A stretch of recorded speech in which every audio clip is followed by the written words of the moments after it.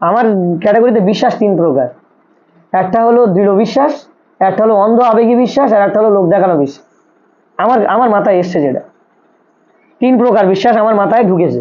যেটা হলো অন্ধবিশ্বাস, আবেগী বিশ্বাস, এই বিশ্বাসে ওই সব পড়ে যাচ্ছে, এ জাহান্নামী।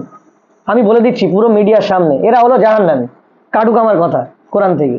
দু নম্বর হলো লোক দেখানো বিশ্বাস, যারা বলে আমার বাপদাদারা কি ভুল করেছে, আমার পিতৃপুরুষ ভুল করেছে, তারা আয়াত আমি দেখাচ্ছি পরে, আমি সব দেখাবো। এরা হলো জাহান্নামী, এই মিডিয়ার সামনেই বলে দিচ্ছি আমি, যত পৃথিবীর মানুষ শুনবে এরা জাহান্নামী, চিরকাল জাহান্নামী, পৃথিবীতে জাহান্নাম থেকে বেরোবেই না এরা।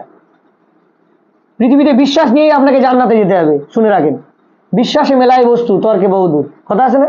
তাহলে আপনাকে মেলাবে জান্নাত বিশ্বাসে, আর তর্ক করলে রাস্তা দূরই চলে যাবে, কিন্তু তর্ক শেষ হবে না। আমি তর্ক পছন্দ করি না, আল্লাহ পছন্দ করে না। আল্লাহ বলেছে তর্ককারীদের থেকে এড়িয়ে থাকুক, বিশ্বাসীদের সাথে থাকতে বলেছে। তাহলে বিশ্বাস তিন